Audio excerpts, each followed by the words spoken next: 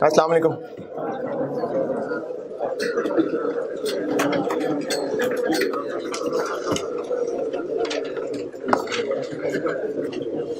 कल और मंडे वाला किधर गया? मंडे और बस अब आगे जो हफ्ता 7-8 क्लासें हैं उसमें और लोगों की बारियां होंगी। एक बारी बस। हाँ जी।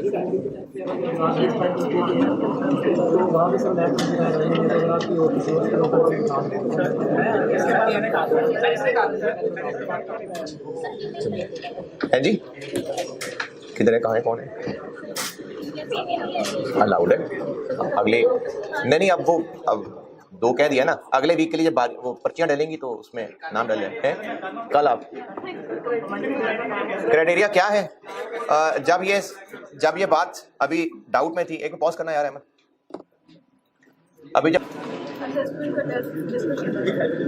अभी दुकान तो खोल दूं मैं।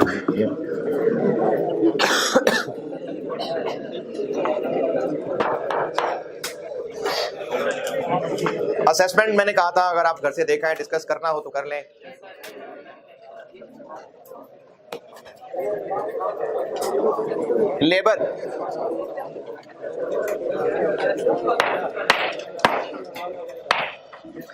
लेबर में एक पॉइंट है जो सवाल मैंने खुद ही बनाया था, लेबर का सवाल, तो ठीक है, इसमें एक चीज की क्लैरिटी होनी चाहिए थी, वो मैं अब क्लियर कर देता हूँ। हो सकता है अभी भी कुछ लोगों ने ठीक ही किया हो, काफी सारों ने ठीक ही किया हो, लेकिन जो दूसरे सेक्शन में मुझे आर्गुमेंट्स मिल रहे थे तो हो सकता है आपके भी वही एतराज हो। मैं समझाने की कोशिश कर लेता हूँ। मामला कुछ ऐसा था कि रोज के थे 8 घंटे जो ऑफिस टाइमिंग्स हैं, और फिर ओवर टाइम का रेट अलहदा था। इसके अलावा उन वर्कर्स को हमने किसी ट्रेनिंग पे भी भेजना था। अब उनको अगर ट्रेनिंग पे भेजना था अलहदा से, तो उसके लिए फिर उनको अलग पैसे भी देने थे हमने। अब इसमें देखें, कॉमन सेंस लगा के देखते हैं। एक वर्कर जो 9 to 5 लेट से उसने आके काम करना है, तो उस टाइम पे तो उसको हमने पैसे बेसिक वेजेस देनी है। तो अगर उसी में से 1 घंटा उसको भेज करके ट्रेनिंग पे भेज देंगे तो उसके पैसे फिर अलग से दे रहे होंगे क्या? तो फिर अगर ट्रेनिंग के पैसे अलग से दे रहे हैं तो फिर ये कब हो रही है ट्रेनिंग? उनके अलावा हो रही है ना, फिर उनके अलावा हो रही है, तभी अलग से पैसे दे रहे हैं ना। ट्रेनिंग के अलग से पैसे दे रहे हैं वर्कर्स को, तो थोड़ी कॉमन सेंस की बात है कि अगर अलग से पैसे दे रहे हैं तो उन्हीं घंटों में जिसमें उसने बैठ के यूनिट्स बनाने थे, उन्हीं घंटों में वो उस घंटे के पैसे भी लेगा, और ट्रेनिंग पे भेजेंगे तो ट्रेनिंग के पैसे भी देंगे उसको, तो ये उनके अलावा है। अच्छा, अब हुआ ये कि चूंकि आपको सवाल में जो डाटा दिया था, कहा कि इसमें वो ट्रेनिंग आवर्स शामिल है, अलग कर लें, अब ये बाकी नॉर्मल सवाल बन गया। तो ट्यूसडे वाला जो टोटल नजर आ रहा है, ट्यूसडे वाला वो कितना है, तो उनमें से एक ट्रेनिंग वाला निकाल दें तो पीछे 9.5 रह गया। इसी तरह से दूसरा किसमें शामिल है, वेडनेसडे, कितने आ रहे हैं, तो एक निकाल दें, बाकी 10। अब ये नॉर्मल सवाल है, तो जो ट्रेनिंग के 2 घंटे हैं वो अलग हैं, और बाकी फिर उसके अलावा ये नॉर्मल सवाल है, जैसे इसमें ओवर टाइम वगैरह होता है वैसे ही होगा। तो इसमें एक ट्रेनिंग आवर्स वाला पॉइंट था, उसके अलावा इसमें कुछ भी नहीं था। अब आपने इसमें जो पूछना है वो पूछें जी। मैं क्वेश्चन 1 पे हूँ भी, लेबर, क्वेश्चन नंबर 1 लेबर की बात कर रहा हूँ। असेसमेंट क्या? हाँ जी, एक सेंटेंस है, वो आपको समझाता हूँ। ये बाज़ औक़ात ये सेंटेंस इस तरह का यूज हो जाता है। इसमें एक सेंटेंस लिखा हुआ है कि overtime is paid at time and half. इसका मतलब क्या, वो समझ ले। ये जो टाइम एंड हाफ है ना, ये टाइम, ये वक्त वाला टाइम नहीं है, ये है गुना वाला टाइम। 2 गुना, 3 गुना, 4 गुना, जैसे 2 टाइम्स, 3 टाइम्स, ये इस माने में इस्तेमाल होता है। टाइम एंड अ हाफ एक तरीका है 1.5 गुना को कहने का। टाइम एंड अ हाफ ये 1.5 टाइम्स मतलब है इसका। यानी अगर बेसिक जो टाइम है उसके 200 रुपए देने थे, तो ओवर टाइम में फिर हम 300 रुपए दे रहे थे। टाइम एंड हाफ 1.5 गुना। तो ये टाइम एंड हाफ में जो टाइम का वर्ड है, ये वक्त वाला टाइम नहीं है, ये वो जो कितने टाइम्स है, रिपीटिशन, ये उस माने में आता है। जैसे अगर लिखा होता कि overtime is paid at 2 times the basic rate, तो क्या मतलब होता है इसका? 2 times the basic rate, double. तो टाइम एंड हाफ का मतलब होता है 1.5 गुना, 1.5 टाइम्स। तो ये इसी तरह से एक और मतलब यही बात ऐसे भी लिखी हो सकती थी कि overtime is paid at basic plus 50%, basic plus 50%, या ये लिखा हो सकता था कि overtime is paid at 150% of basic rate. तो ये उसी के 2-3 तरीके हैं, time and half, basic plus 50%, या 150% ऑफ बेसिक, एक ही बात है। और इस लेबर वाले सवाल में बताएं, कुछ पूछना है?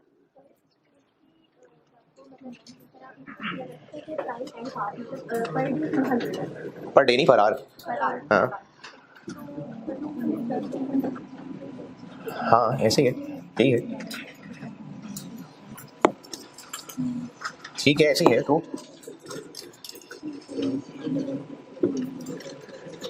ये पूछना है, पूछो।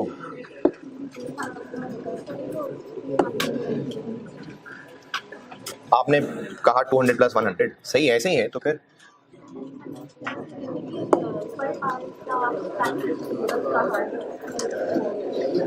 नहीं, आपने भी कहा है कि 200 रुपये पर आवर है, तो टाइम एंड हाफ का मतलब है कि 200 + 100। हाँ तो ऐसे ही है। तो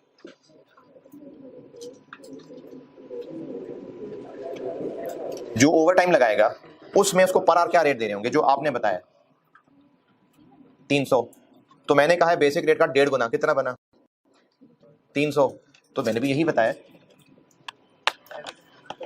300 ही बताया, 300 ही है जी। दुरूद शरीफ पढ़ लें जी।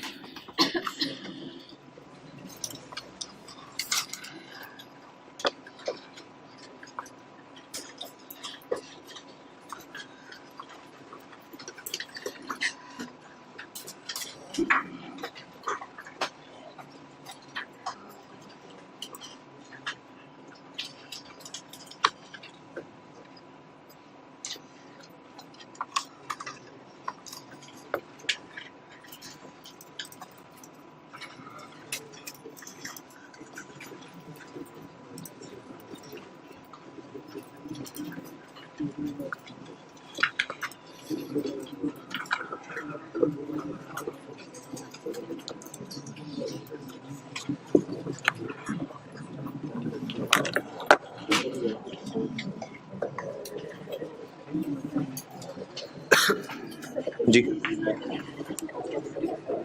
डेली बेसिस पे, हाँ बोनस का फर्क है। हाँ लेबर वाले सवाल में और कोई पूछना है? ओवरहेड्स जी।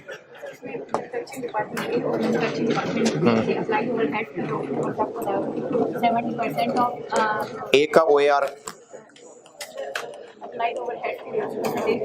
तो ये OAR दिया हुआ है। हाँ लेबर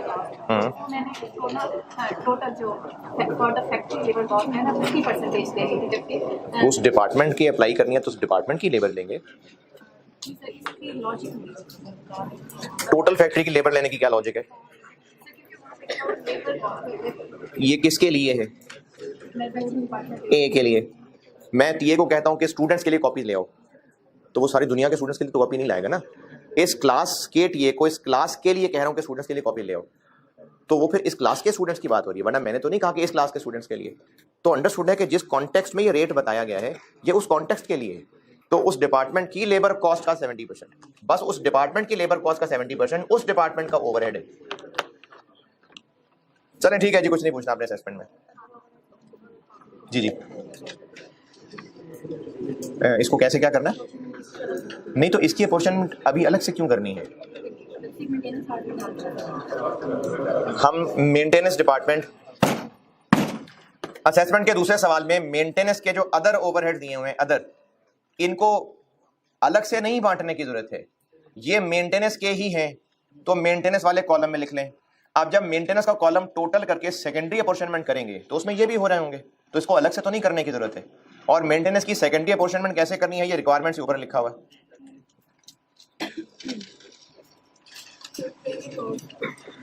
ट्रेनिंग तो देर हो गई इस बात को किए, क्या इसमें मसला है? हाँ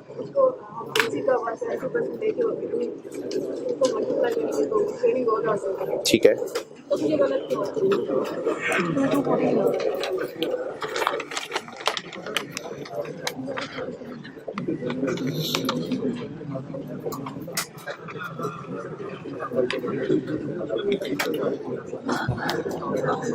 गलत इसलिए है कि आपने ऊपर 47 पे पूरा 200 कर लिया हुआ है, तो अब 2 घंटों पे सिर्फ 40 लगाना चाहिए था, आपने फिर 240 लगा दिया।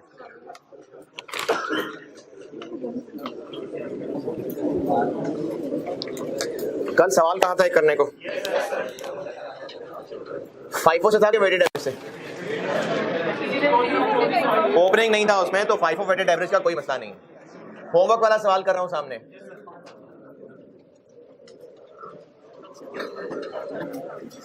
Transfer in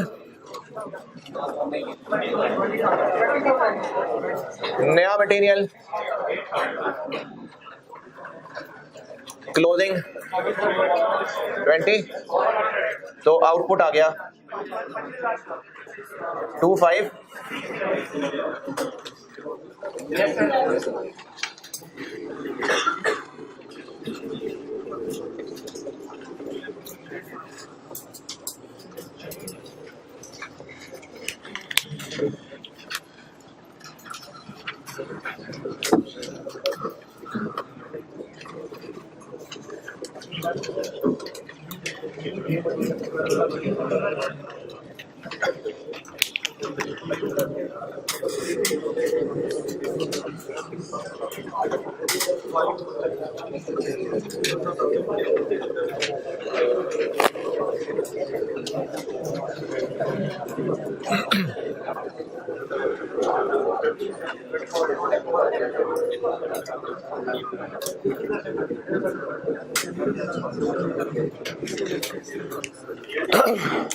closing work in process कितने % कंप्लीट है कन्वर्जन के एतबार से? नया मटेरियल कब ऐड होता है? तो फिर इसमें नया मटेरियल नहीं लगा।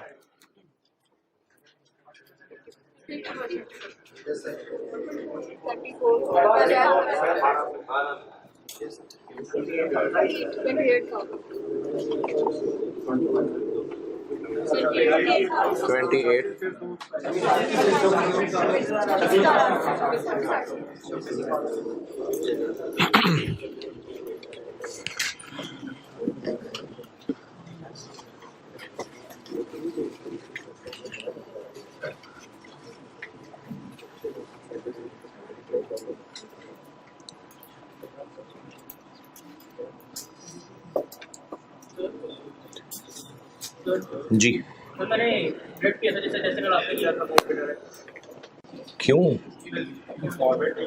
यार? 10 दिन हो गए, 12 दिन हो गए इसको करते करते, इसको फौरन छोड़ बैठे हैं।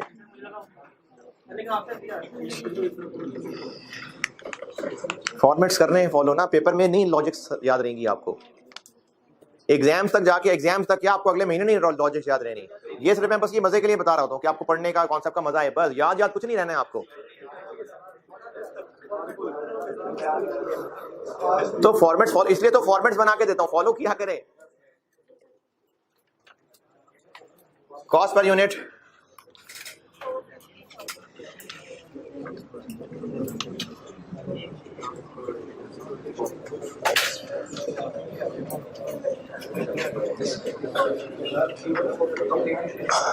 न्यूमरेटर में तो बस ये करंट पीरियड ही है। 450, 280, 560 यूनिट्स 28,000, 25600, 26800। तो कॉस्ट पर यूनिट बन गई 16 10.94, 20.89 से आगे क्या चल रहा है?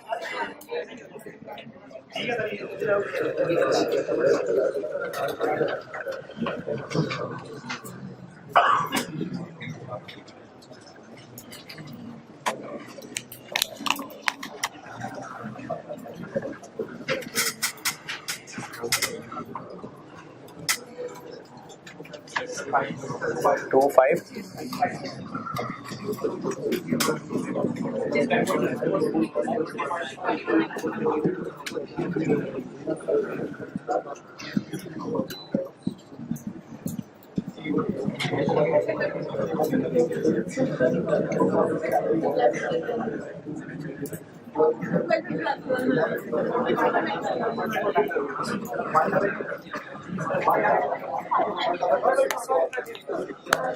अगर सॉल्व किया है और ये फिगर्स नहीं है तो बताएं, जो मसला है वो पूछें जी।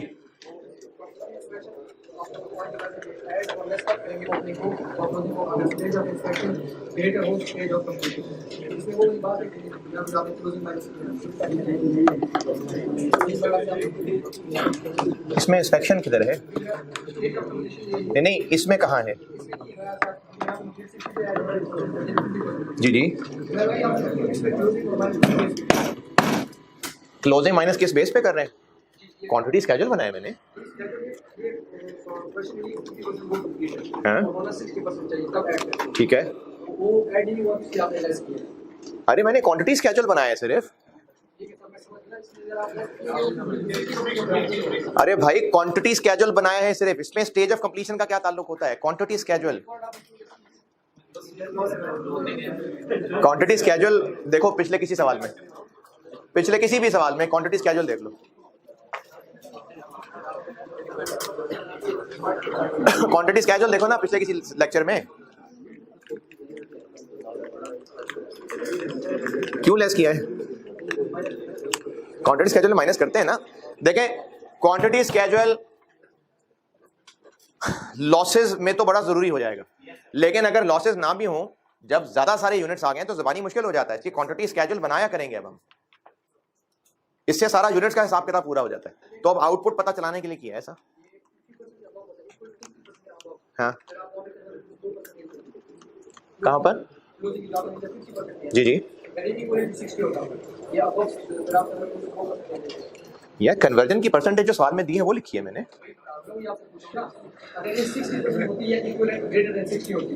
अच्छा कितनी ग्रेटर देन 60 होती है?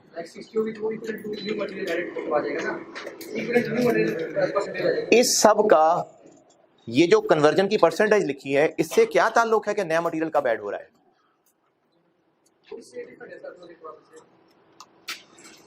क्लोजिंग वर्क इन प्रोसेस में कन्वर्जन के सामने जो परसेंटेज आती है, जो शुरू से वही लिखते आ रहे हैं, जो अब भी वही है।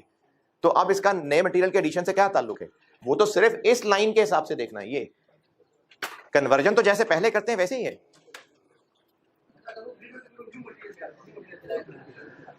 अगर 75% होती इसकी कंप्लीशन, फिर क्या करते? आप बताओ ना क्या करते? बताओ ना कहां कितना क्या लिखता? 75, मैंने आपको इसकी स्टेज ऑफ कंप्लीशन 50 बताइए ना, 75% है। बताओ कहां लिखूंगा? इसको 75 कर दूंगा, ठीक है, और इसको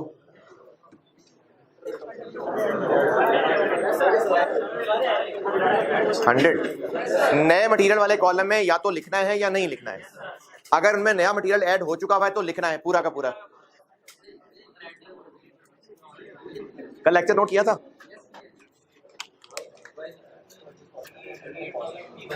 जी जी, हाँ। ये 28,000 क्या है? ये क्या है? 25,600 क्या है? आउटपुट है।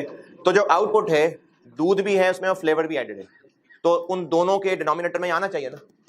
कन्वर्जन भी है, इसमें भी आना चाहिए। तो आउटपुट पे चूंकि दूध की कॉस्ट भी शामिल हो चुकी है, फ्लेवर भी ऐड हो चुका हुआ है, कन्वर्जन लग चुकी हुई है, इसलिए ये सब में आ रहा है। क्लोजिंग वर्क इन प्रोसेस, दूध तो कम से कम इस पर लग चुका है ना, तो उसके डिनोमिनेटर में आना चाहिए, ये डिनोमिनेटर में आ गया। आप इसको इनपुट के एंगल से देख रहे हैं, आप उसको इनपुट के एंगल से देख रहे हैं कि 20 जो था वो प्रोसेस 1 से आया था, 8 तो कोई नई चीज थी, तो उसको फिर हम प्रोसेस 1 कॉस्ट के डिनोमिनेटर में क्यों लिख रहे हैं? आप ये देख रहे हैं, आप इसको इनपुट के एंगल से देख रहे हैं। हम डिनोमिनेटर में ये लिख रहे होते हैं आउटपुट क्लोजिंग।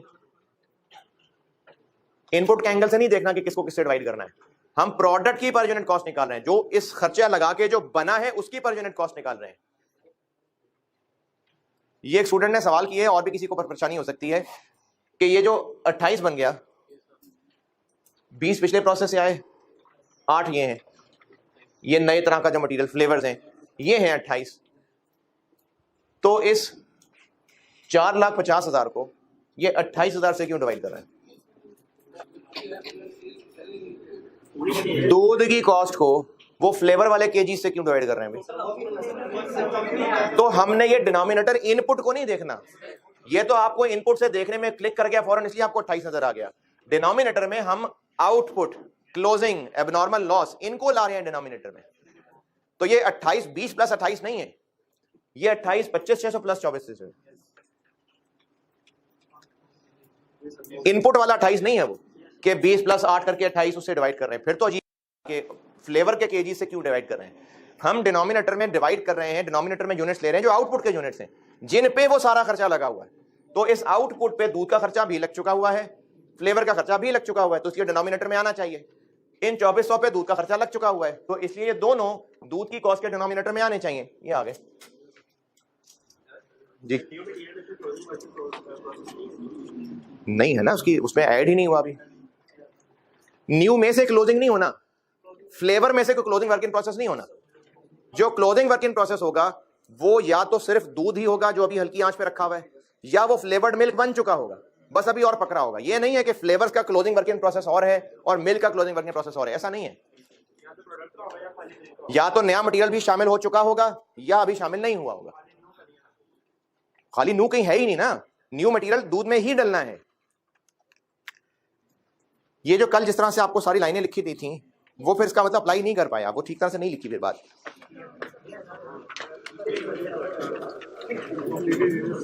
नहीं ना, वो मतलब नहीं कन्वे कर सका ना, फिर नहीं समझा सका बात। अगर आप उसको सवाल पे अप्लाई नहीं कर पाए तो फिर उसका फायदा नहीं हुआ। P1 वाले कॉलम में क्लोजिंग के यूनिट्स लिखने, वो जो सब लिखवाया था उससे पढ़ के लग रहा है ऐसा। न्यू मटेरियल वाले कॉलम में लिखने हैं कि नहीं लिखने हैं, डिपेंड करता है कि नया मटेरियल ऐड हो चुका है कि नहीं। अगर हो चुका है तो 2400 लिखने हैं, 2400 के 2400 लिखने हैं। और कन्वर्जन वाले कॉलम में जैसे पहले करते थे वैसे करना है। आप ना जो फॉर्मेट लाइंस नोट्स लिखवाए हैं ना, आप फॉलो उसको किया करें, साथ साथ जरूर कॉन्सेप्ट को सोचा करें। यानी आपका जो हाथ चल रहा हो वो फॉर्मेट के हिसाब से चल रहा हो। आपको परेशानी ये आ रही है कि मैंने जो कल समझा दिया, अब आप सिर्फ उसी समझ के मुताबिक सवाल सॉल्व करने की कोशिश कर रहे हैं, तो वो तो कल ही भूल गए थे आप। अब आपने सवाल को करने की कोशिश की उसी समझ के मुताबिक, वो नहीं कर पाए, अगले दिन आए कि तो सवाल नहीं हुआ। तो समझ के हिसाब से तो चलाने को कहा ही नहीं आपको। फॉलो तो सवाल आप वैसे करें जैसे सवाल करना है। आप प्रैक्टिस सवाल करने की कर रहे हैं, हाँ सपोर्ट के लिए लॉजिक दिमाग में चल रही है।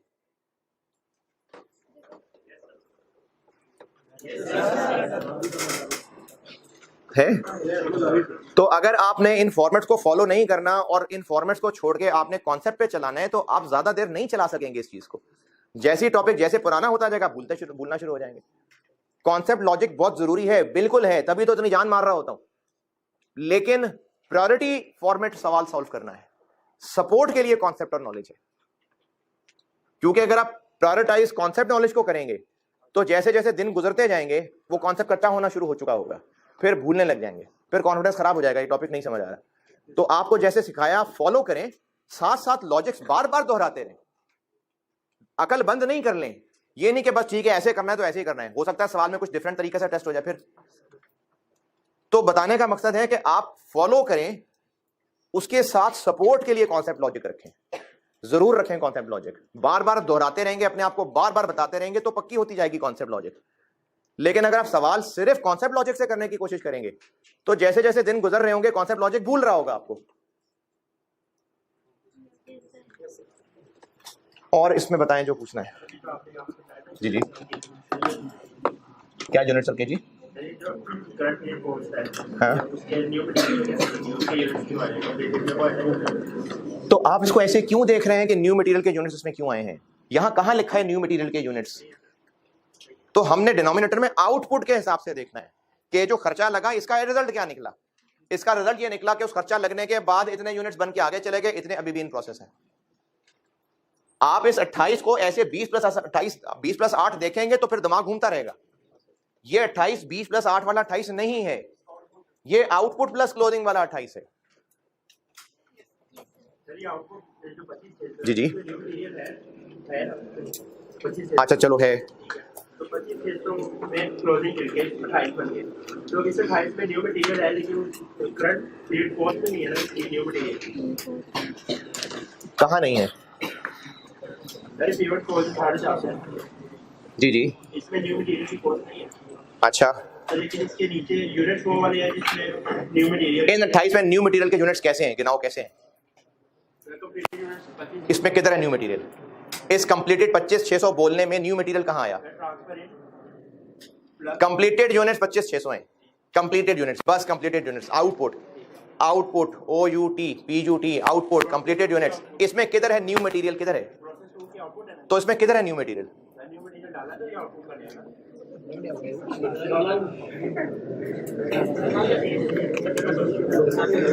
अच्छा, ये एंगल मेरे लिए अनएक्सपेक्टेड है, मुझे उम्मीद नहीं थी। आप ये बताएं कि क्या वाकई ये सबको कंफ्यूजन शुरू हो गई है कि है?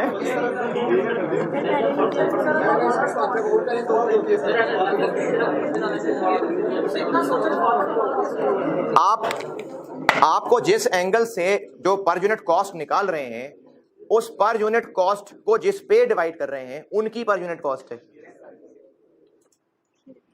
हम पर यूनिट कॉस्ट निकालने के लिए खर्चे को जिस पे डिवाइड कर रहे हैं वो डिनोमिनेटर है।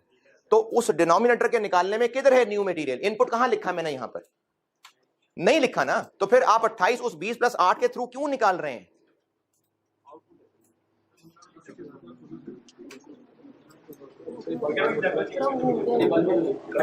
चले इग्नोर दे बात, आप क्लास के बाद अलग से पूछिएगा।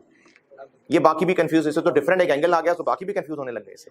हम डिनोमिनेटर के अंदर आउटपुट वाली साइड देख रहे हैं कि इस खर्चे से हुआ क्या। इस खर्चे से ये हुआ कि इतने यूनिट्स बने हैं और इतने अभी भी बन रहे हैं।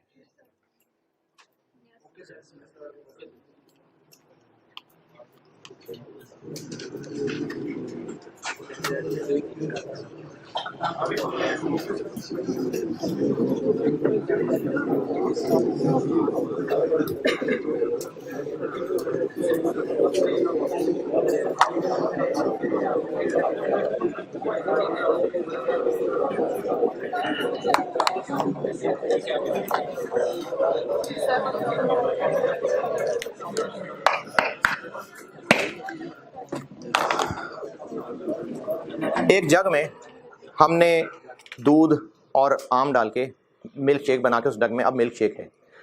उस मिल्क शेक बनने के लिए इनपुट दूध और आम है।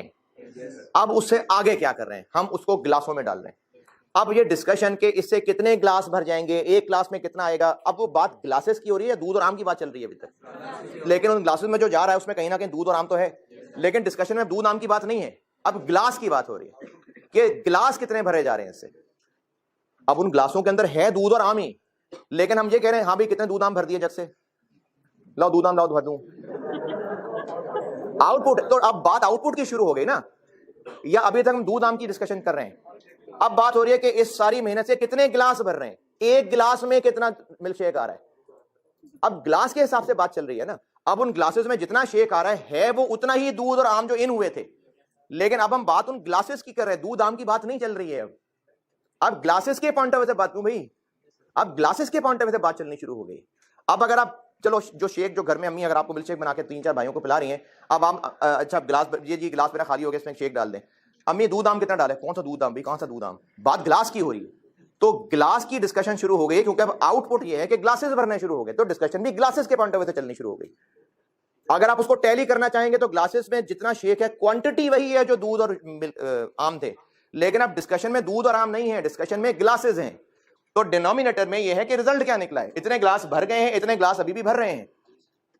तो ये डिनोमिनेटर में जो 28,000 लिखा हुआ है ये दूध और आम नहीं लिखा हुआ है, ये ग्लासेस लिखे हुए। बस जिन्होंने भी होमवर्क किया है इन फिगर्स की कैलकुलेशन में कोई एतराज इख्तलाफ है तो बताएं। कल तक लिखी दिए थे 2 पॉइंट, चल तीसरा।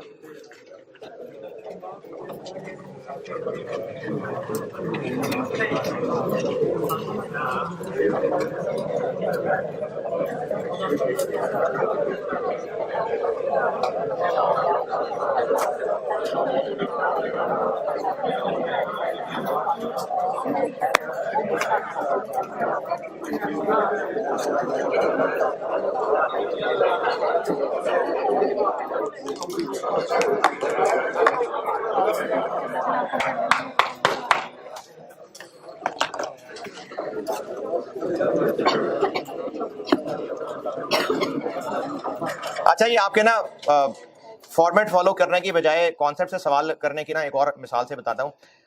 अगर किसी इदारे में, या इदारे नहीं, किसी मुल्क ने पुलिस से रूल्स बना दिए, कोई ट्रैफिक के रूल्स बन गए हैं, ट्रैफिक के रूल्स बन गए हैं, चले अब वो ट्रैफिक के जितने रूल्स बने हैं वो बनाए ट्रैफिक की भलाई के लिए हैं, अब हर गाड़ी वाला रुक के अगर वार्डन से पूछेगा कि इस रूल की क्या सिग्निफिकेंस है, ट्रैफिक वार्डन कहेगा ठीक है मैं समझा देता हूँ भाई, ये इसकी वजह है। अब 2 4 5 दफा ये सबको समझा दिया, वेबसाइट पे लिख दिया, लेकिन अगर हर सिग्नल बंद होने पे ये देखने की बजाय कि रेड सिग्नल है और रुकना है, हाँ रीजन बताई थी, लेकिन अब फॉलो करते हुए रेड सिग्नल को देखने की बजाय उसकी वजह सोचना शुरू कर दें, तो फिर रूल्स फॉलो नहीं हो पाएंगे आपसे, फिर रूल्स फॉलो नहीं हो पा रहे होंगे, फिर मैस मचना शुरू हो जाएगा। तो रूल्स बना दिए और हाँ उनकी वजह सिखा रहा हूं, समझा रहा हूं, लेकिन फॉलो पहले रूल करें, उसके बाद साथ साथ वजह सोचें। अगर आप रूल फॉलो करने की बजाय सिर्फ वजह, लॉजिक, कॉन्सेप्ट पे सवाल करने की कोशिश करेंगे तो सिर्फ लर्निंग के हिसाब से तो चलो ठीक है, कोर्स कवरेज नहीं होगी आपसे, पेपर में भी पूरे सवाल नहीं कर पाएंगे आप। तो जो फॉर्मेट्स बना के देता हूं उनको रटने को नहीं, ये नहीं कह रहा कि रटता है बस ऐसे ही होता है, कह दिया ऐसे ही होता है, ऐसे नहीं कहा मैंने। मैं आपको सारे कॉन्सेप्ट समझाता हूं, लेकिन नसीहत यह कर रहा हूं कि जब आप घर जाके सवाल किया करें तो आप पहले बताए हुए तरीकों को फॉलो किया करें और साथ साथ लॉजिक सोच रहे हुआ करें। तरीकों को छोड़ के सिर्फ लॉजिक अप्लाई करने की कोशिश करेंगे तो घर जाने तक आप सब भूल चुके होंगे और फिर आपको लगेगा तो सवाल ही नहीं हो रहे। तो रूल्स फॉलो करें, सपोर्ट के लिए लॉजिक रखें। हाँ अगर जो कल लिखवाया था वो लिखा ही इस तरीके से नहीं गया कि आप उसको सवाल में अप्लाई कर सके तो बताएं, मैं इसको और इंप्रूव करने की कोशिश करता हूं। है जी, थोड़ा सा इंप्रूव, कितना इंप्रूव बताओ, कैसे करूं बताओ, कैसे सजेस्ट, कहा तो आपने, कहा तो है, आइडिया एडवाइस करो ना, सजेस्ट करो कैसे चेंज करो। उर्दू में लिखवाता हूं तो आपको नहीं, सर अंग्रेजी बताएं। बस अगला पॉइंट,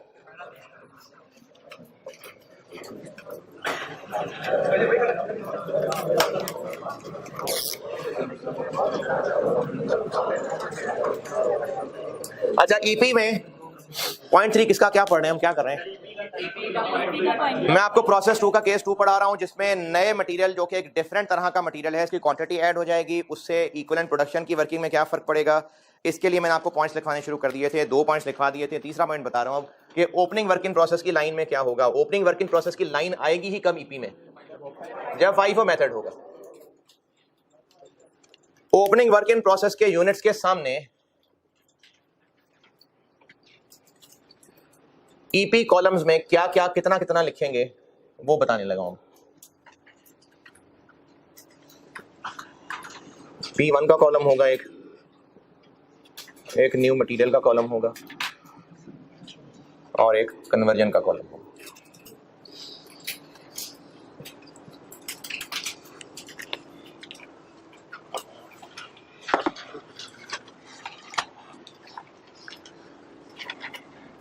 वहां लिखता हूं भी,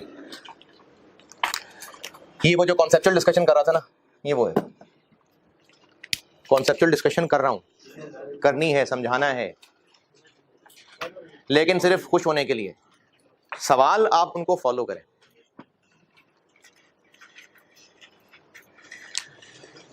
लेकिन फॉलो करते करते कॉन्सेप्ट अपने आप को बार बार दोहराएं, बार बार दोहराएंगे तो पकड़ा शुरू हो जाएंगे आस्ता आस्ता। है नाराज नहीं, दुखी हो गया है।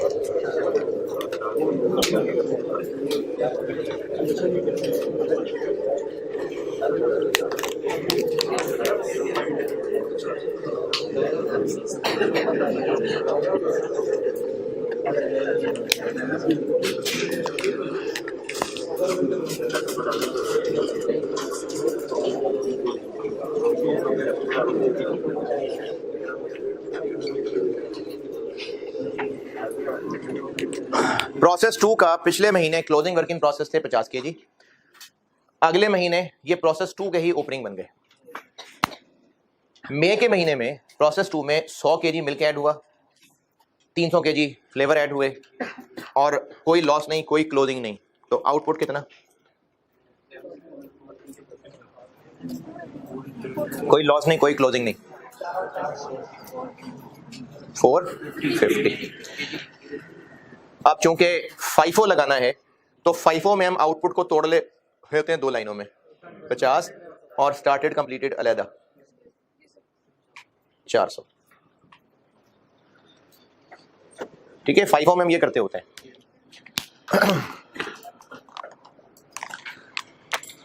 कॉस्ट पर यूनिट निकालते हैं, मिल्क की कॉस्ट। अच्छा FIFO है, FIFO न्यूमरेटर में क्या आएगा पर यूनिट कॉस्ट निकालते हुए? FIFO है, पर यूनिट कॉस्ट निकालते हैं, न्यूमरेटर में क्या आएगा? सिर्फ करंट पीरियड कॉस्ट, यानी सिर्फ 7,000 रुपए। इस 7,000 रुपए के डिनोमिनेटर में ये 50 केजी आने चाहिए।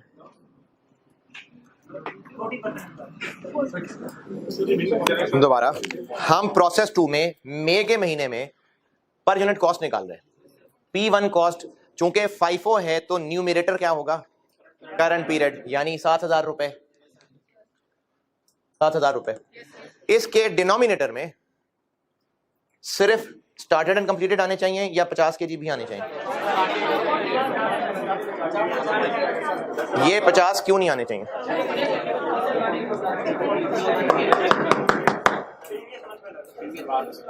है जी, बात ही समझ नहीं आ रही, सवाल ही समझ नहीं आया।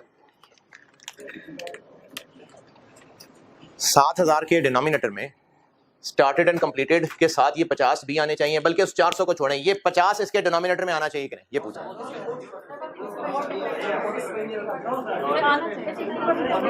आना चाहिए।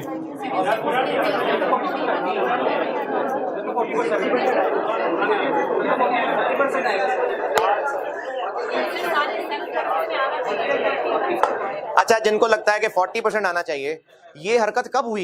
ये कब हमने शुरू किया? ये तो कन्वर्जन वाले कॉलम में परसेंटेज आती है। मैंने पूछा है P1 के कॉलम में, P1 के डिनोमिनेटर ये जो 7,000 रुपए है, इसके डिनोमिनेटर में 50 आना चाहिए या नहीं? हाँ जी, हाँ हाँ। अच्छा, 400 की बजाय 50 पे जवाब दें। 50 यहाँ आना चाहिए कि नहीं? नहीं आना चाहिए। क्यों आना चाहिए? ये 50 जो है प्रोसेस 2 का ओपनिंग है। हाँ, तो प्रोसेस 1 की कॉस्ट तो सब पे इनकम हो नहीं गई है। हाँ ठीक है, तो आना चाहिए। आना चाहिए। हाँ जी, इधर से आना चाहिए। क्यों? क्यों आना चाहिए? नहीं आना चाहिए, क्यों?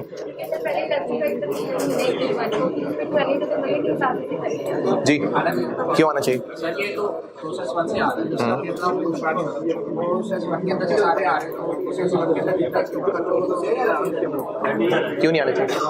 जो क्लोजिंग वाली प्रोसेस कुछ है उनके लिए टारगेट में प्रोसेस 1 की ग्रोथ कर चुकी है। हम मैंने प्रोसेस 1 की ग्रोथ में क्यों? ठीक है जी, ये 50 उसके डिनोमिनेटर में नहीं आना चाहिए, इसलिए क्योंकि क्या ये 7,000, ये जो 100 किलो हैं, क्या इनमें से ये 50 बचा हुआ है? ये 50 किलो प्रोसेस 2 का ओपनिंग है, ठीक है, ये कभी ना कभी प्रोसेस 1 से आया था, इस पे P1 कॉस्ट लगी थी, लेकिन क्या वो ये 7,000 में से था या इस 13,500 में से था? इस 13,500 में से था। ये जो 13,500 रुपए का मिल्क इस प्रोसेस में इन हुआ था, इनमें से ये 50 किलो बचे रह गए थे। अब हम लोग प्रोसेस 2 मई के महीने में जब कॉस्ट पर यूनिट निकाल रहे हैं तो P1 की कॉस्ट न्यूमरेटर में कितनी लिख रहे हैं? 7,000। ये 7,000 जिनके ऊपर खर्च हुआ था उनमें से 50 है? नहीं। तो ऊपर न्यूमरेटर में जो लिखा है, डिनोमिनेटर में वो यूनिट्स आने चाहिए जिन पे वो खर्च हो रहा होता है। तो ये 7,000 उन 50 पे तो लगा हुआ खर्चा नहीं, ये तो इनमें से बचे हुए हैं, तो इसलिए डिनोमिनेटर में इसके 50 नहीं आएगा, और ये हमेशा ऐसे ही होगा। इसलिए याद करने वाली बात, ओपनिंग के यूनिट्स P1 कॉलम में नहीं आएंगे, और अगर ये काटा कम लग रहा है तो कभी नहीं आएंगे।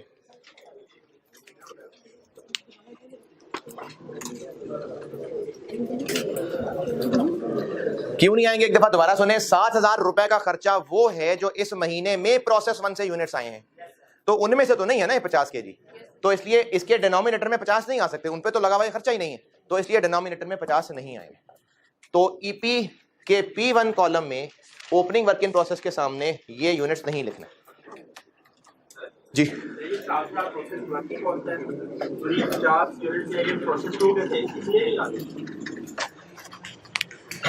इस 7,000 रुपए में 100 किलो इसी महीने में जो यहां से यहां ट्रांसफर हुए हैं वो 7,000 रुपए कॉस्ट है।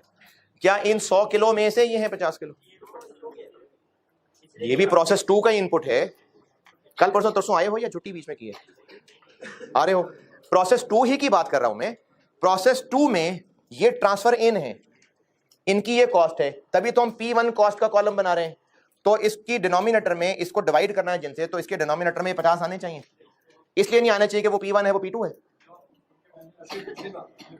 क्योंकि ये 50 किलो इनमें से नहीं है, ये इनमें से है।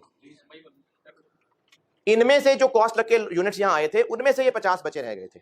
इन 7,000 रुपए वाले जो 100 किलो आए हैं उनमें से नहीं है ये, तो इसलिए 7,000 के डिनोमिनेटर में ये नहीं आएंगे, नहीं आएंगे। कन्वर्जन में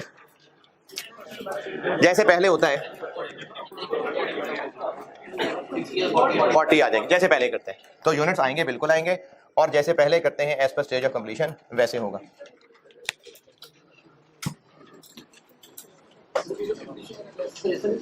जी हाँ, तो यहाँ पे क्लोजिंग पड़ा हो। हाँ तो होंगे ना, मैं तो P1 डिस्कस नहीं कर रहा, मैं P2 पढ़ा रहा हूँ अभी।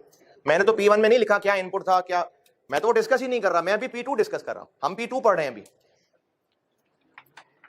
न्यू मटेरियल कॉलम यानी 24,000 रुपए के 24,000 के डिनोमिनेटर में ये 50 आएगा कि नहीं आएगा? सामने लिखा हुआ है सारा कुछ। न्यू मटेरियल ऐड होता है व्हेन प्रोसेस इज 75% कंप्लीट। तो इन 50 किलो में फ्लेवर्स पिछले महीने ऐड हुए थे कि इस महीने होंगे? इस महीने। तो जब इस महीने होंगे इसका मतलब ये 24,000 उन पे भी खर्च हुआ है, तो इसलिए डिनोमिनेटर में 50 आएगा। रूल क्या याद रखना है? अच्छा, या तो आएंगे या नहीं आएंगे। आएंगे तो पूरे ही आएंगे, आएंगे तो पूरे 50 आएंगे। वो सिर्फ यहां ओनली इसके लिए क्या कर लें जी?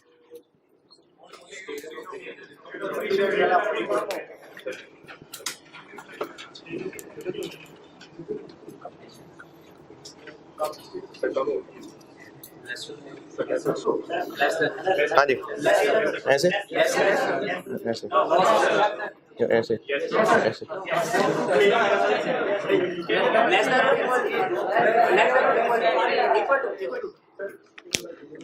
ऐसे इक्वल टू आएगा कि नहीं आएगा?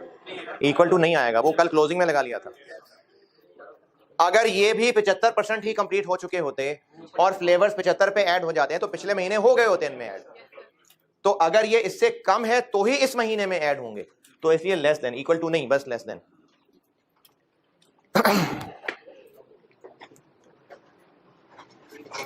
है ये 60% है। दोबारा देखिए जिनको नहीं समझ आई, ये 60% कंप्लीट था पिछले महीने तक। नया मटेरियल तब ऐड होता है व्हेन प्रोसेस इज 75% कंप्लीट। अगर ये 60% की बजाय 80% होता तो पिछले महीने ही न्यू मटेरियल लग गया था, तो अब तो नहीं लगता ना। यानी अब सिर्फ उस सूरत में लगेगा अगर ये इस स्टेज से पीछे पीछे था। अच्छा, अगर ये भी 75 हो गया था पिछले महीने, तब भी लग गया होगा ना। यानी या तो ये स्टेज वो पिछले महीने क्रॉस कर चुका था या पहुंच चुका था, तो पिछले महीने ही लग गया हुआ था। अगर इससे पीछे है तो इस महीने लगेगा।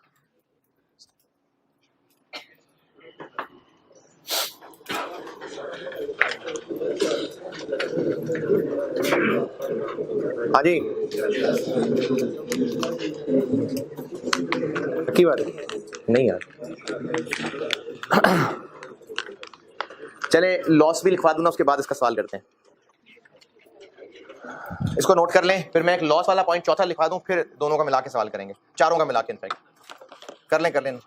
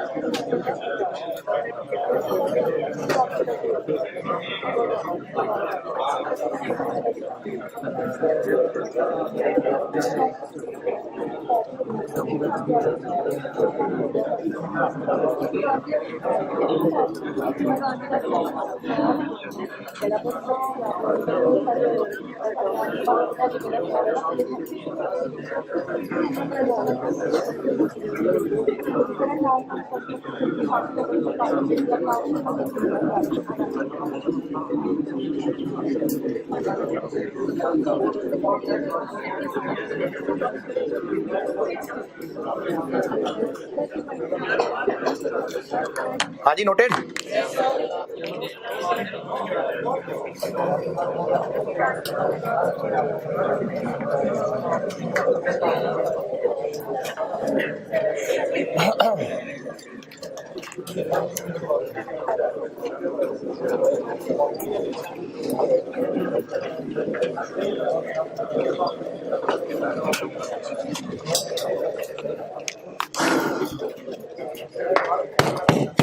अच्छा, अब जो पांचवा पॉइंट होगा ना, जो कल बताऊंगा, वो इत्तेफाक से अच्छा हो गया, वो इन सबसे मुश्किल है। तो उसमें आपको फायदा ये है कि अब आप वो वीडियो बार बार रिपीट करके सुने। हैं क्या हुआ? सवाल नहीं आएंगे, वो इसीलिए नहीं आएंगे ना, क्योंकि आप बार बार सुन सुन के उसको हजम कर लेंगे। सर वो कह रहे थे कि एक दिन बाद तो यार आप अगर इतवार का दिन भी लगा के उसको सुन लें, ये 24 घंटे बाद डिलीट वाली बात अभी इतनी फाइनल नहीं है। हाँ तो ठीक है ना, यूट्यूब पे है तो कोई प्राइवेट चीज तो है नहीं, आपने करना डाउनलोड तो कर लें। तो लेकिन इसका फायदा यही है कि आप इसको बार बार सुनेंगे, ठीक है, तो वो सुन लेना बार बार, बजाय इसके कि आप मंगल को आके कहें सर दोबारा बता दें। तो अगर आप यूट्यूब को कहते तो वो दोबारा बता देते आपको। मंगल को सर दोबारा नहीं बताएंगे, आप उसी लेक्चर को बार बार रिपीट करिएगा। हाँ, उससे रिलेटेड क्वेश्चंस होंगे, बिल्कुल बताऊंगा, लेकिन ये कि नहीं सर दोबारा बताएंगे नहीं, आप वो लेक्चर रिपीट करिएगा। अगर लॉसेस नए मटेरियल आने के बाद, यानी नया मटेरियल का आना इतना मनहूस साबित हुआ कि उसके आने के बाद लॉसेस हो गए,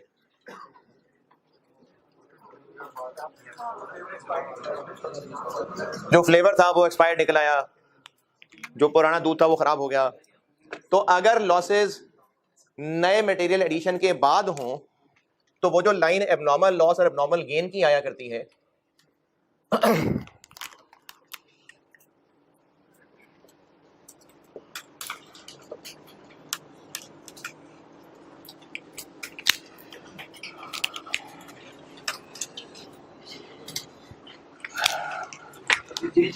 है क्या चेंज किया है? लिख दिया पूरा। तो इतनी जल्दी ना, पीछे बिल्कुल जुड़ के चलते रहते हैं, पहले मैं पूरा कर लूं। अब ये पूरा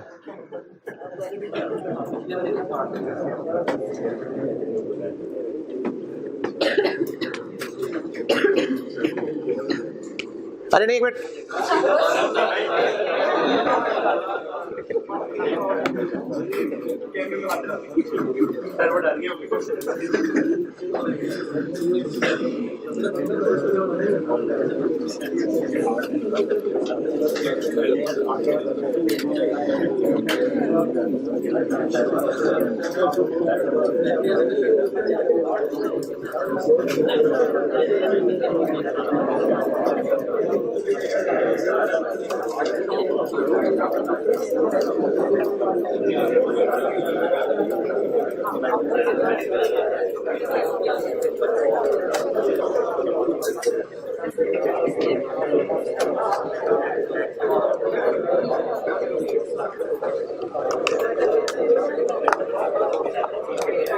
हाँ जी, एबनॉर्मल लॉस या एबनॉर्मल गेन के यूनिट्स इन कॉलम्स में अब लाने हैं।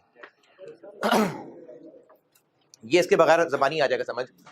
जो यूनिट्स नए मटेरियल के बाद, अब नए मटेरियल के बाद ज़ाया हो रहे हैं, तो उनमें रंग शामिल हो गया था या फीके ही दुनिया से चले गए थे, यानी उन पे दूध की कॉस्ट भी लग चुकी, लेबर की कॉस्ट भी, तो इन दोनों के डिनोमिनेटर में आने चाहिए ना।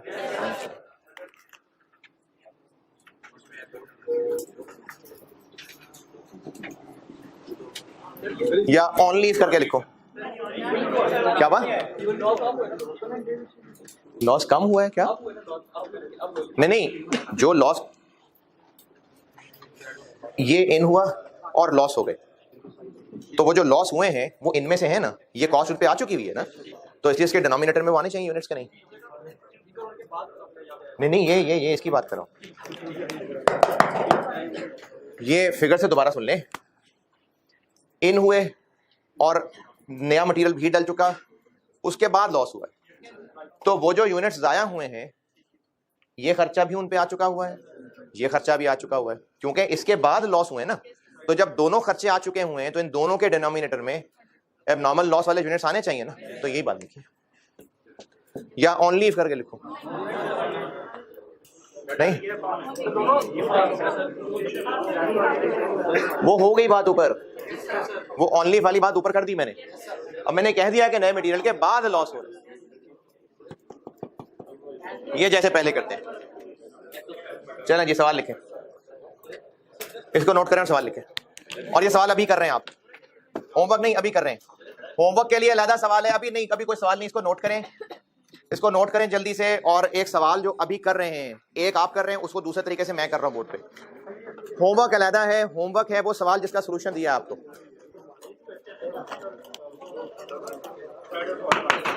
होमवर्क है क्वेश्चन नंबर 3। इसमें अच्छा देखें ना, दुनिया में ऐसे ऐसे मासूम शख्स पाए जाते हैं। मैंने जब यहाँ पर ये क्वेश्चन इधर करके लिखा था होमवर्क, और मैंने पहले ये किया था कि सी काट दिया था, फिर ये काफ़ी नहीं था, तो फिर मैंने कहा कि नहीं ए और बी करने हैं, एंट्रीज नहीं कराई हुई, ये लिखा था ऐसे। अब वो आप मासूम बच्चे, किसी ने तो ग्रुप में मुझे कहा सर वो एंट्रीज नहीं डिस्कस की आपने, वो एंट्रीज भी सोल्यूशन में वो भी डिस्कस करनी है।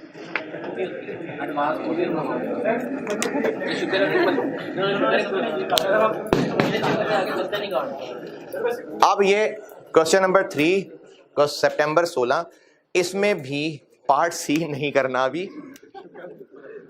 यही है। होमवर्क में इस क्वेश्चन का पार्ट ए और बी करना है, सी अभी नहीं करना है। मैंने आपको डबल एंट्रीज नहीं पढ़ाई हैं।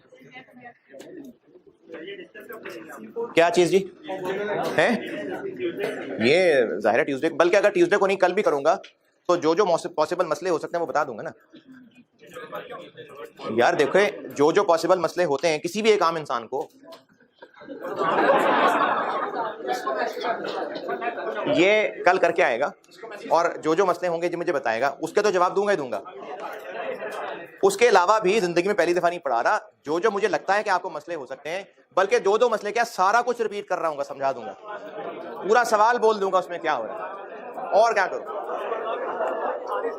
तो ये लेक्चर भी क्या था, ये लेक्चर 40 में हो रहा होगा डिस्कस, यानी आप जब कल क्लास सुनने लगे तो उससे पहले ये होमवर्क किया। पार्ट ए पार्ट बी करना है, सी नहीं करना। चलें सवाल लिखे अभी क्लास वर्क के लिए। ये जो अभी यहां तक कर लिया ना, यहां तक, ये उसके लिए। इससे क्या फर्क पड़ता है? क्या क्या होगा उससे? उसके हिसाब से थोड़ा टेढ़ा करके लिखोगे, क्या करोगे? जो अभी तक ये हो गया ना, ये इतने ही तक के लिए अभी क्लास में कर रहे हैं और इतने तक के लिए ही होमवर्क है। अब लिखिए क्लास वाला सवाल।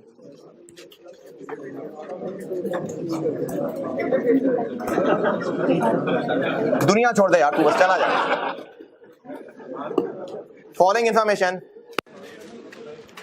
Following information relates to process 2 for the month of May.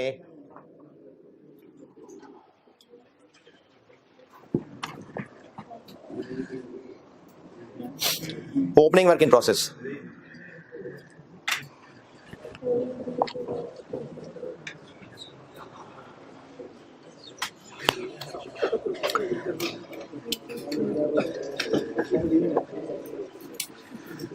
Opening work in process लिखे 3000 kg, 3000 kg, 40% कंप्लीट है।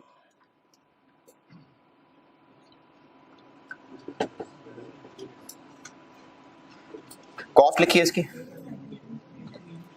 ओपनिंग वर्क इन प्रोसेस की कॉस्ट बता रहा हूं। P1 कॉस्ट, अच्छा जिनके 1000 ही पूरे नहीं हो रहे मैं दोबारा बता देता हूं। ओपनिंग वर्क इन प्रोसेस के 3,000 kg है और ये 40% कंप्लीट है। 40% कॉस्ट है इनकी। P1 cost 30,000, 30,000। New material cost 54,000। अच्छा इससे भी पता चल रहा है कि इस पे न्यू मटेरियल लग गया हुआ था। और कन्वर्जन कॉस्ट 50,000, 50,000। खर्चे दोबारा सुन लें। P1 कॉस्ट बताई है 30,000, 30,000 रुपए।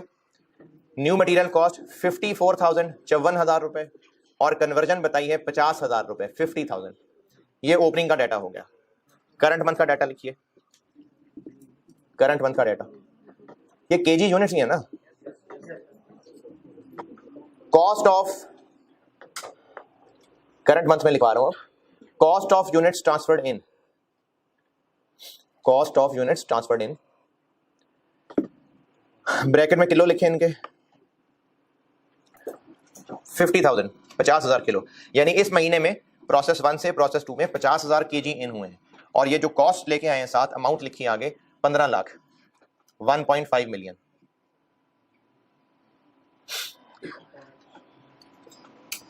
P1 कॉस्ट बताइए मैंने 15 lakh. New material cost, new material cost, new material cost है जी 12,80,000, 1280,000। और ब्रैकेट में किलो है इनके 40,000, 40,000 किलो जी। कॉस्ट बताइए मैंने 1280,000। Conversion cost, conversion cost 1650,000, 16,50,000।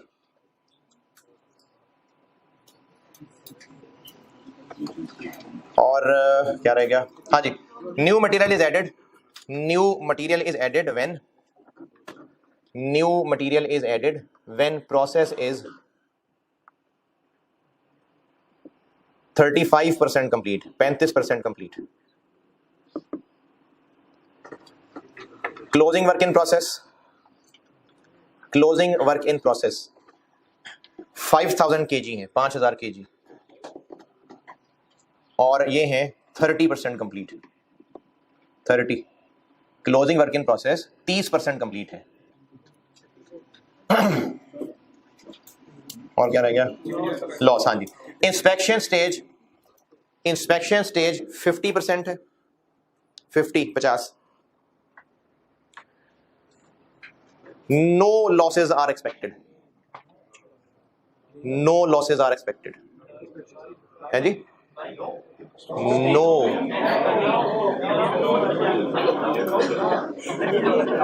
No losses are expected.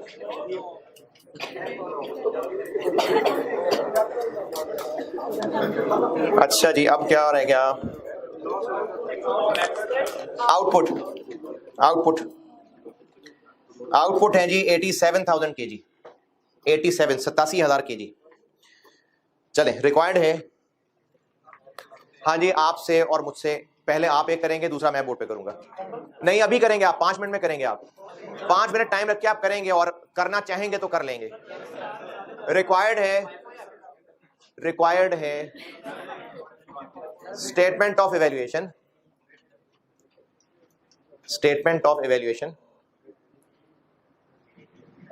Using, है जी, यूजिंग, पता नहीं क्या बात समझ नहीं है मुझे।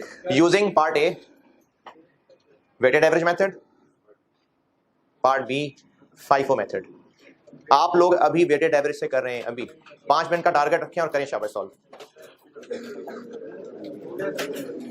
करें।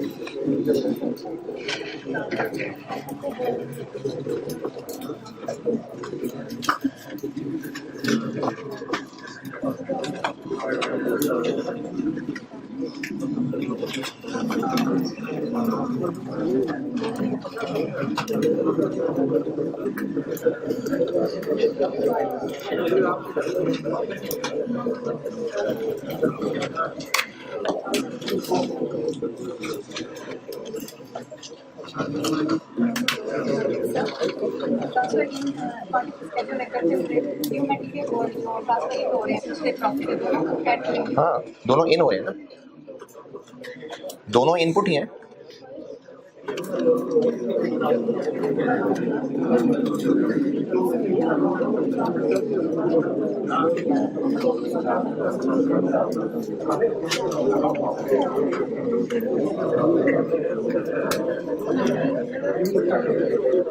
दो मिनट हो गए। 2 मिनट हो गए।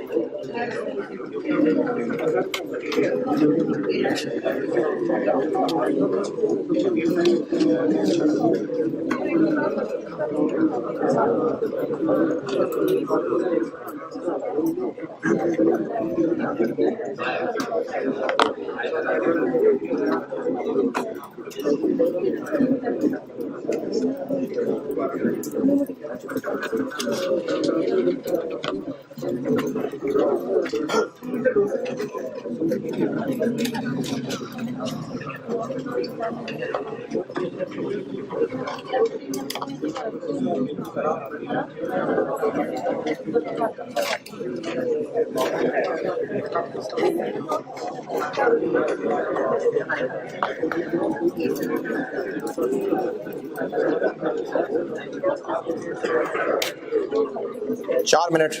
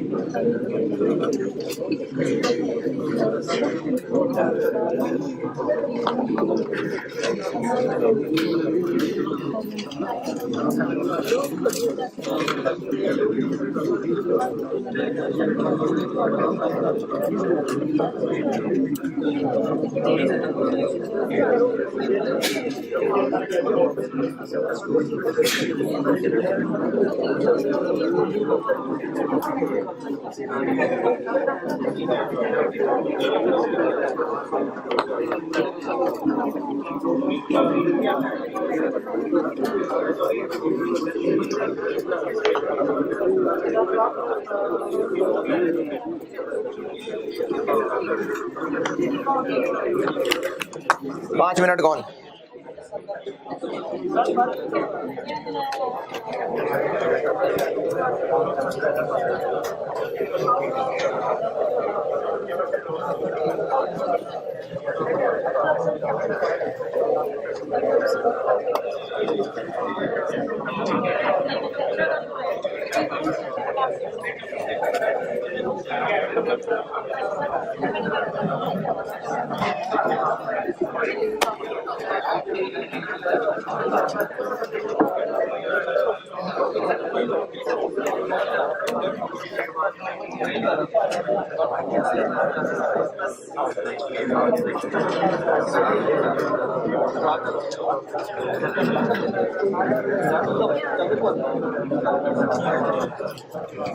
ओपनिंग, ट्रांसफर इन,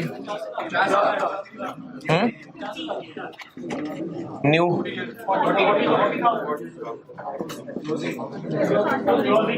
क्लोजिंग। क्यों लेस किया क्लोजिंग? क्यों?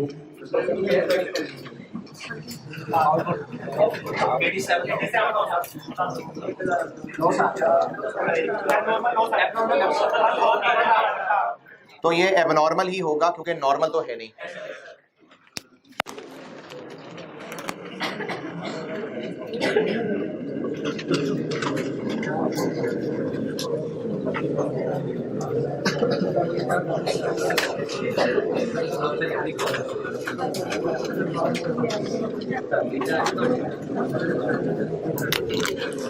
हाँ जी, वेटेड एवरेज कर रहा हूँ। कंप्लीटेड यूनिट्स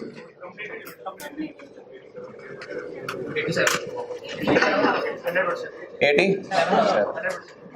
ये तीनों में 87 ही आएंगे।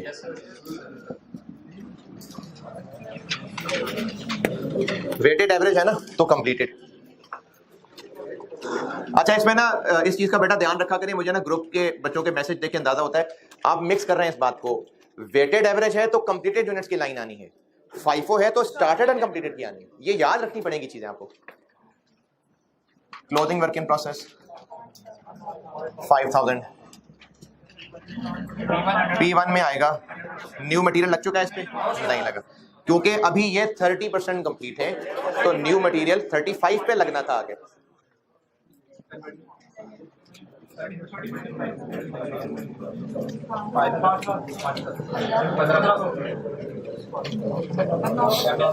Closing work in process new material वाले कॉलम में नहीं आया, क्योंकि क्लोजिंग अभी 30% तक पहुंचा है। 35 पे पहुंचता तो नया मटेरियल आना था। और एबनॉर्मल लॉस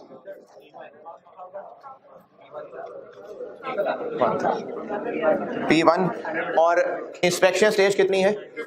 तो वो नए मटेरियल के बाद है, इसका मतलब है।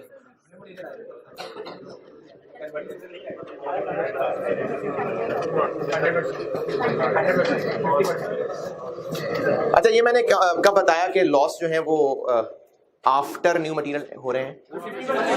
इंस्पेक्शन स्टेज यही होती है ना, हम उसी में तो पता लगता है कितना लॉस हुआ है, तो वही उसकी स्टेज ऑफ कंप्लीशन होती है। तो वो 50% पे पता लगा था और नया मटेरियल आ जाता है 35 पे, तो इसलिए इसमें नया मटेरियल ऐड हो चुका था। फीका बेरंगा नहीं दुनिया से चला गया, रंग भरे हैं तो गया है, तो फ्लेवर इसमें ऐड हुए थे तो गया है।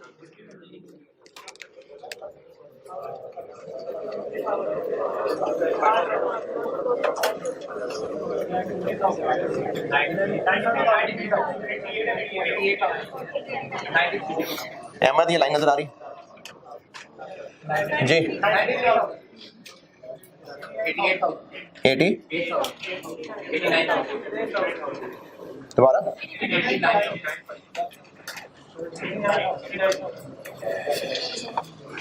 जी। क्लोजिंग की स्टेज ऑफ कंप्लीशन क्या है? 30 ना, तो नया मटेरियल तो 35 पे आके ऐड होता है, तो उसमें तो अभी तक नहीं एडेड था।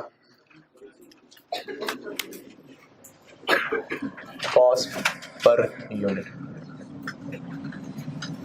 P1 न्यू मटेरियल और कन्वर्जन वेटेड एवरेज है, तो न्यूमरेटर में ओपनिंग भी होगा।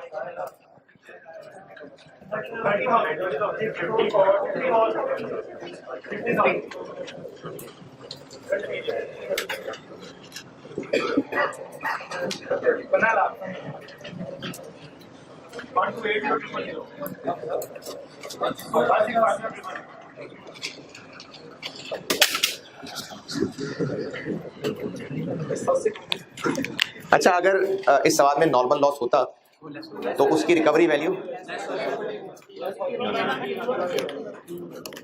होमवर्क वाले में है, तो वो यहां से लेस हो जाएगी। 15 30 होमवर्क यहीं तक का ही है, यानी अभी तक जो लॉस पड़ा है ना आफ्टर न्यू मटेरियल वहीं तक का है। 133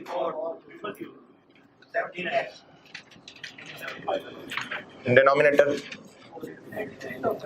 93 88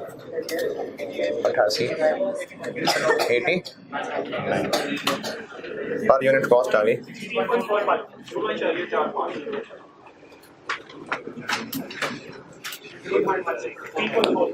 अच्छा, वैसे मैं डिस्करेज तो बिल्कुल हरगिज नहीं करता, आप गहरा सोचा करें, लेकिन आपका जो सवाल था ना पसंद मुझे बड़ा है। वैसे यानी इस एंगल से कभी किसी ने, ना मैंने कभी सोचा, ना किसी स्टूडेंट ने पूछा, यानी आपके सवाल ने मुझे भी गौर करने में मजबूर किया कि अच्छा ये एंगल भी सोच सकता है।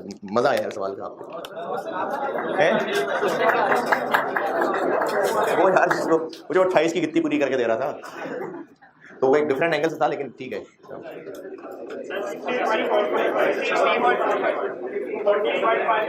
13.16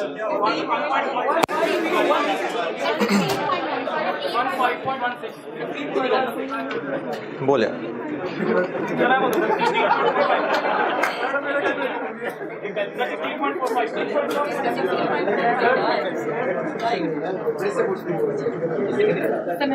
हाँ जी बताएं।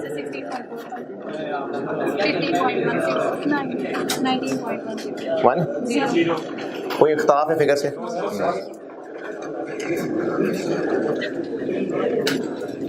Statement of evaluation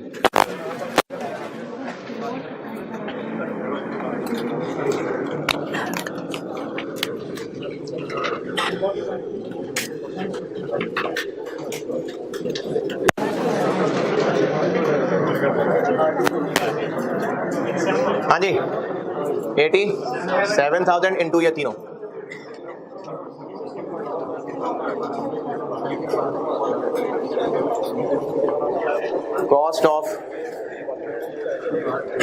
cost of closing work in process. इस पे P1 और कन्वर्जन ही लगी हुई है। कितना? 5,000 इंटू 16.45 और 1500 इंटू 19.10। ये तो आप कर ही लेंगे। जी जी, अगर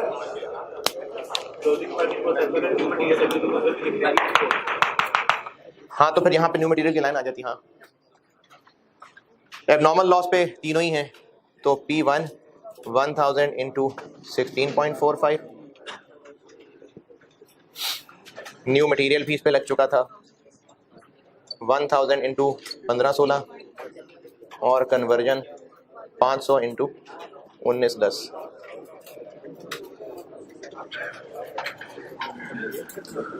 ये वेटेड एवरेज।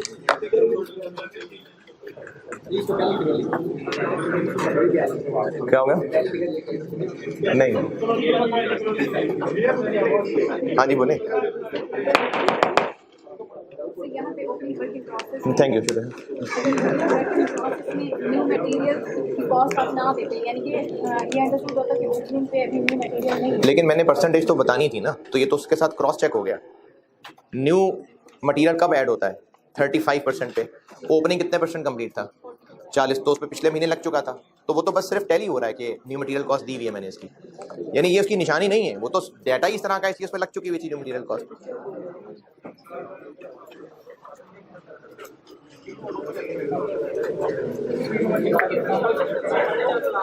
है जी 7:30 क्लास है, तो ये भी क्लास ही है यार। अच्छा, एक मिनट, FIFO में क्या फर्क पड़ेगा?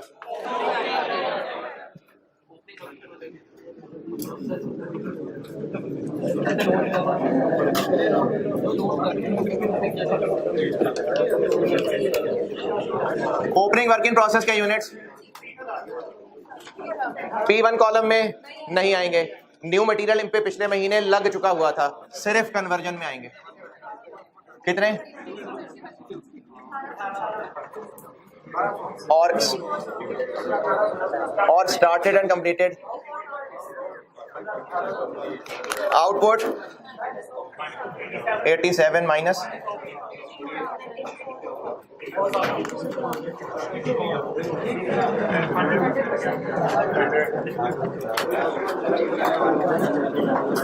और ये उसके मुताबिक फिर आगे ईपी बन जाएगी, और यहां पर ये लाइन निकल जाएगी।